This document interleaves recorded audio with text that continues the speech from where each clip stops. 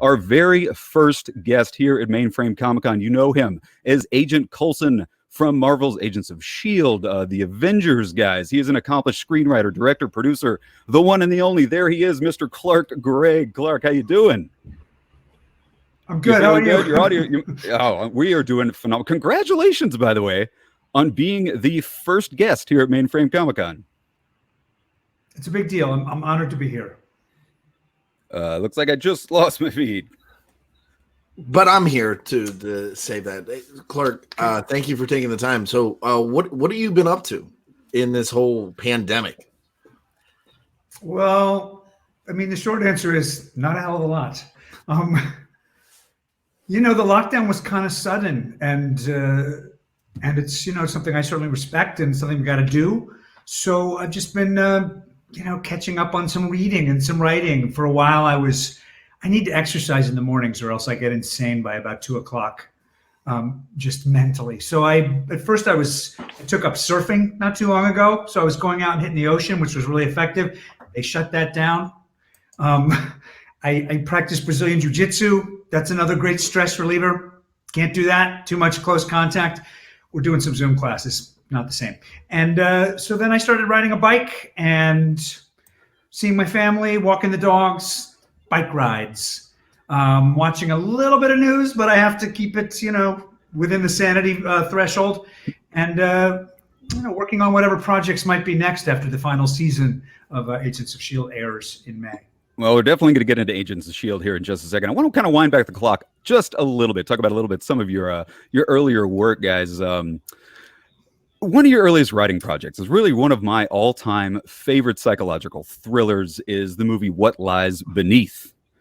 Phenomenal film, guys.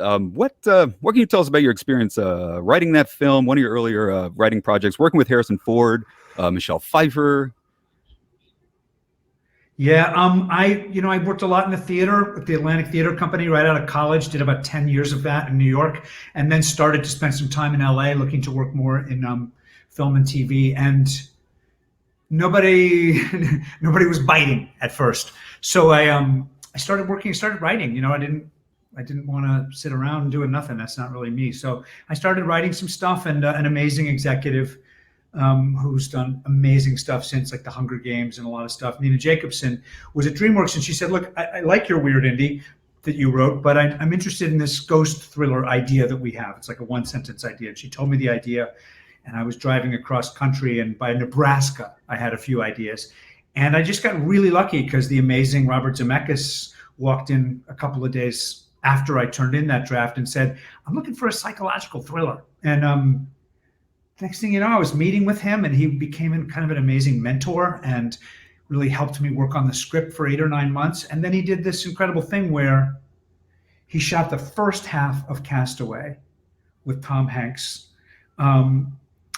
And then we shot all of What Lies Beneath. And then he shot the other half of Castaway, where he'd lost all this weight and looked different. And I can't remember which part was first.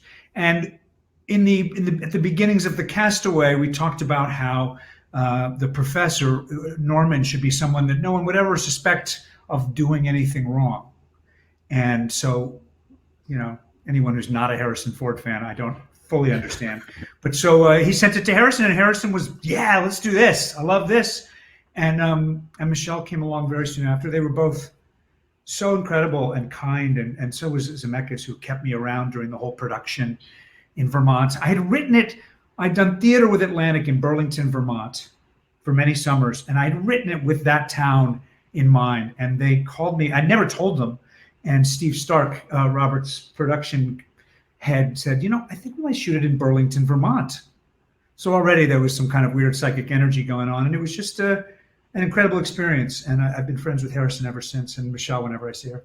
Did you have Harrison Ford and Michelle Pfeiffer in mind as you were writing the scripts, or was there a casting process, or was it just always Harrison and Michelle? Or, No, no, I didn't ever, didn't conceive of the idea that it was going to get made. It was a fantasy of a psychological thriller that I wanted to see. I thought might be an interesting idea.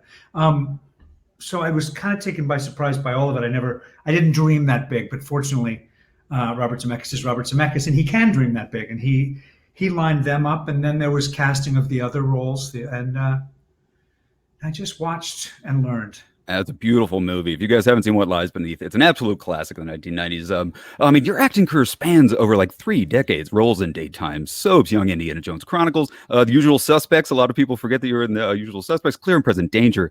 Besides MCU roles, what role do fans come up on you on the street and say, "Hey, I loved you in Indiana Jones"? Are there any recognizing? No, no.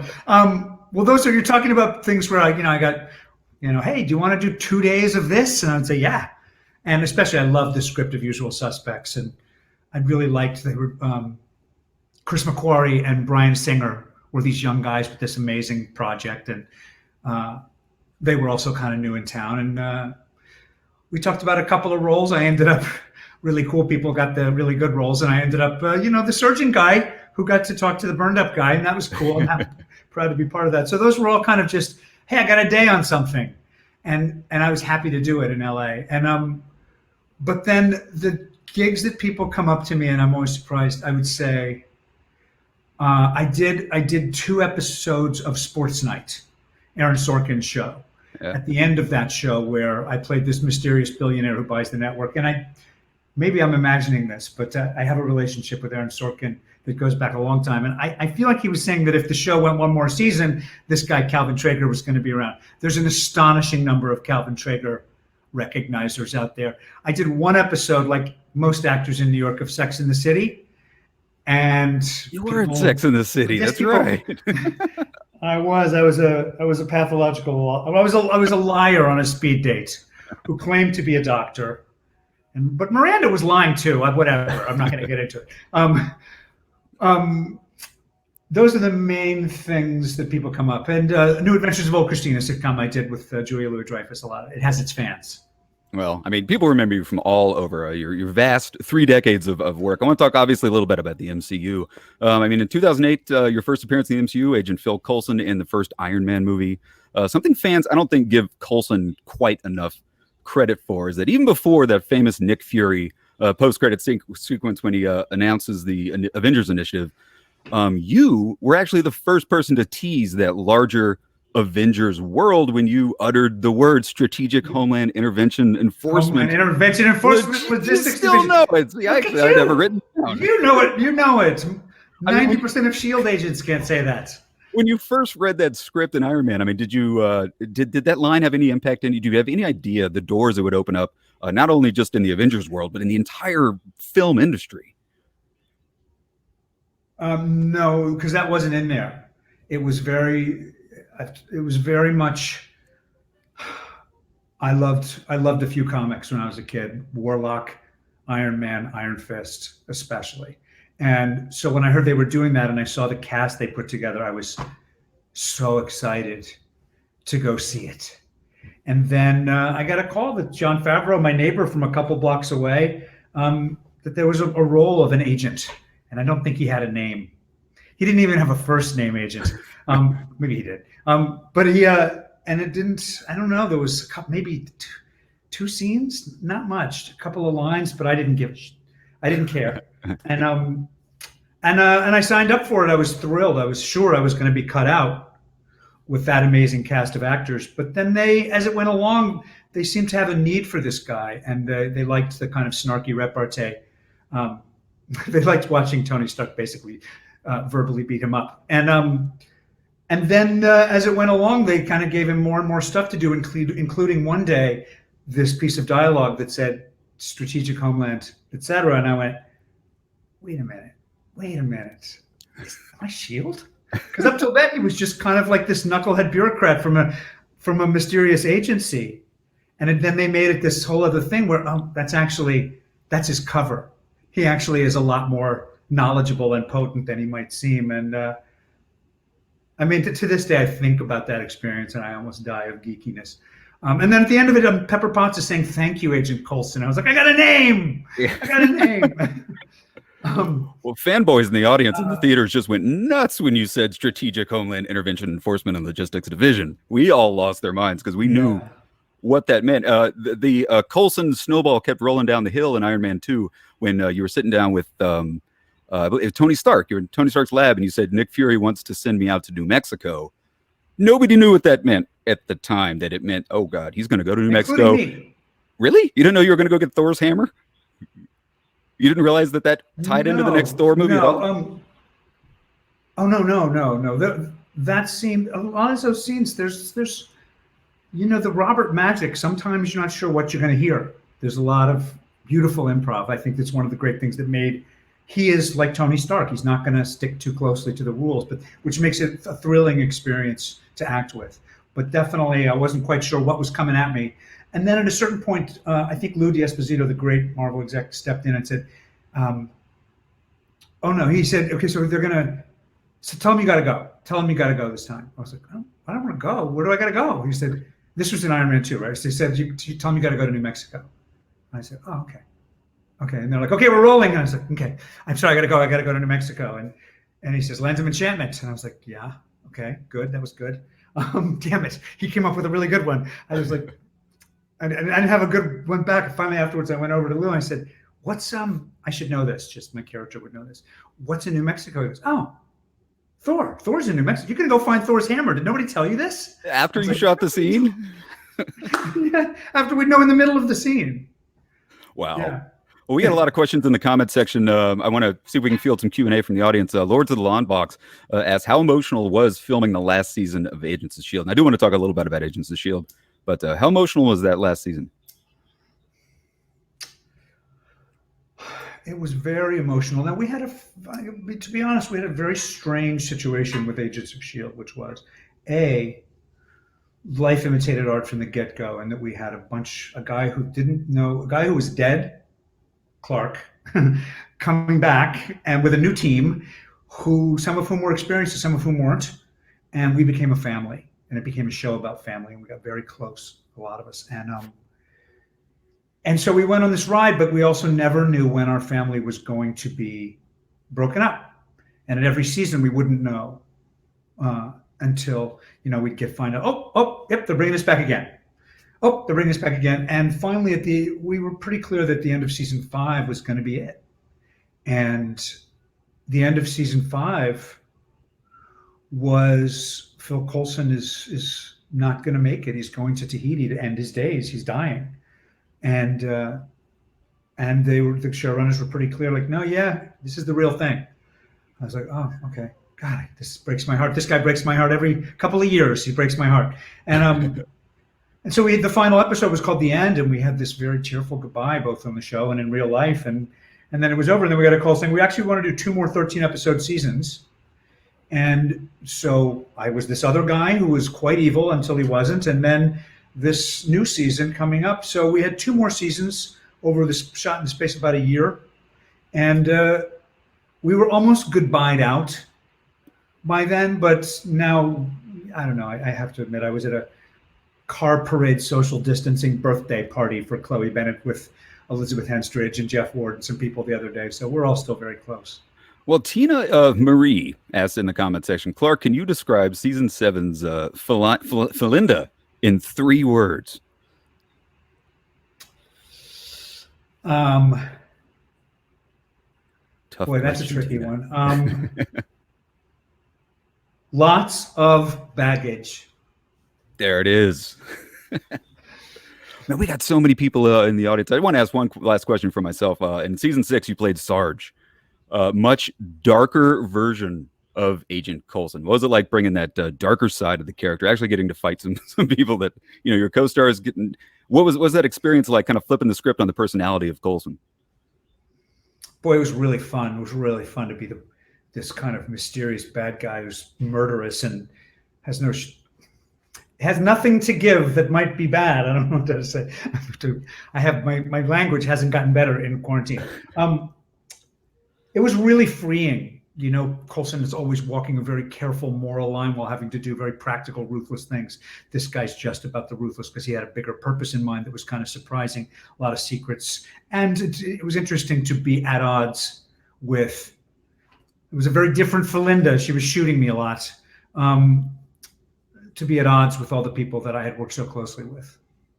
Okay, we got another question here in the comment section. Joshua Palace says, "Huge fan, Mr. Gregg. Your adaptation of Choke was a total masterpiece. Would you be interested in adapting other novels to film?" Thank you, Joshua. Clearly a genius. I loved directing Choke. I loved how it turned out. Chuck Palahniuk, who you have on here, is one of the greatest people and one of the most interesting writers I've ever come across. I had an amazing experience doing that. Yeah, I'd love to adapt something. I'm working on some original stuff right now, and adapting a true story from the news. But book adaptations are really tricky, but really, really rewarding if you can get them right. Yeah, yeah. And I'll never forget getting a hold of the rights to that kind of sought after book just by luck, and being very frozen for a moment by how much great writing was in it, how much great dialogue. And my first conversation with the generous and amazing Chuck Palahniuk was, he said, "Look, just don't be too faithful to the book." And I was like, wow, okay, wow, that's rare. That's interesting. And it totally freaked me up. Yeah. Yeah, just do whatever you want to do. So, I mean, it's an obvious question. Are we ever going to see Agent Coulson on the big screen? Before I get to that question, I'll let you think about that question for just a second. Captain Marvel, nobody really thought we'd see Agent Coulson back on the big screen until Captain Marvel came out and you played a much younger Phil Coulson. Was there any de-aging technology, or was that all just makeup and your own handsome face? Was there anything digital going on there? It's a sweet and hilarious question, Chuck. Yeah, no, I just went to a spa for the weekend. There was a lot. I think most of the budget was spent trying to make me look 20 years younger. Yeah, we had dots. We had dots on our face. It can be told. Mine were black, Sam's were white, which was kind of funny. It was like that episode of Star Trek, the original, where one guy's half black and one guy's half, anyway. And we would do the scenes, and then later they would just do their magic to us. That technology has come a long way. And some crazy wigs, me especially. And then bingo, all of a sudden we were walking out of a Blockbuster in the 90s. Yeah, and then you got wonderful new Instagram profile pictures from that too. I mean, you just de-age yourself on social media like 50 years. I look amazing, people. You look great. So, let's go back to my original question. Any chance that we might see Agent Coulson on the big screen ever again? Maybe Captain Marvel 2? So far in the MCU, there was the Marvel Television MCU. They were not super crossing over. At first, that was the big pitch on Agents of S.H.I.E.L.D., but they definitely kind of went separate directions for a minute. The only return of Coulson has been pre-Avengers. So they haven't dealt with Coulson being alive in the MCU as of yet. They've certainly got a lot of fascinating characters that they're exploring now. I never say never because, it's the world of the comics, and they have alternate realities and timelines. And, I'll always be happy if I get a call from them. But I also feel very grateful for the ride that I've had there. Absolutely. Well, guys, we have a few more minutes. If you have any questions, leave them in the chat. Something I wanted to ask you brought up season 1 of Agents of S.H.I.E.L.D. How much has that show evolved? Like, how different is it now than when you first started? I mean, what was the original plan for the show? And then can you point to a specific season, a specific episode where they said, okay, we're going to, for lack of a better term, flip the script and go in a completely other direction? Like, how much has that show changed? It's a really good question. I mean, it was a pilot written by Joss, directed by Joss, and then Joss went off and did Age of Ultron. And, his very talented brother and brother's wife, Marissa, their great writing team on their own, they took it over with Jeff Bell and got an amazing team of writers. And they took on the really formidable task of how do you bring Marvel, essentially S.H.I.E.L.D., to ABC weekly 1 hour with commercial breaks and kind of standalone episodes. And it was definitely, it's been talked about a lot. There was definitely some moments where they were trying to find their footing, all of us, how to make that work, and they're standing up against these incredible movies. And at the same time, if you look back at season 1, they also had this secret they had to hold out, which is they couldn't mention Hydra until Winter Soldier. And they had this big crossover like 2/3 of the way through the season. And some of the stuff with Bill Paxton and the way it shifts at the end, I'm very, very proud of. And I'm really proud of the show it became. Certainly as the show went along, ABC was really let us become more the dark noir show we wanted to be. I think it was season 4 when they did 3 separate pods, they called them, and really let it be more like runs of the comics. And from there, I really stand in awe of the way the writers of the show, every season would just tear it down to the studs and start over with a different thing. Oh, now Coulson Sarge. Now we're in the future. This coming up season, we are doing some time traveling, and there you go. With some very interesting missions that might even involve helping people who might one day become Hydra. Excellent. Any tie-ins to any of the Loki stuff? Anything you can say? Probably not. I don't want to pry. No, the only thing that's been revealed that I'm allowed to talk about is we might run into some S.H.I.E.L.D. agents from different time periods. Cool. We got one more question. Some people yeah, sorry, that's it. No. Wow, I totally interrupted you at the wrong time. No. We got yeah. Oh man, people in chat are hating me right now. What I was going to say, I would have just gotten myself killed. Okay. Okay, so last one comes from Downright Nerdy Podcast. Thank you for the super chat donations, all going to charity. He said, "Thank you, Mr. Gregg, for taking the time for doing this. We are huge fans and couldn't be prouder to be fans of yours now. Thank you for spending some time with us for the great cause. Hope you and your family are staying safe." That comes from Downright Nerdy Podcast. That's very, very kind, Downright Nerdy Podcast. My family and I are staying very safe. We're playing by the rules. It's a very strange time. I mean, come on. Anyone who goes to a comic book store or watches the stuff I watch, you can't help but see the weird dystopian thing we're living through. And I don't know. I think it's a good time for a new season of Agents of S.H.I.E.L.D. because it's all about how we come together and recognize our connectedness is going to be how we get through this. Not a bad time for some time travel either. Not bad, no. Well, Clark, thanks so much for taking your time for doing this. We really, really appreciate it. Donating your time for charity. Couldn't thank you enough. Really appreciate you being here. Thank you so much. Thanks for having me.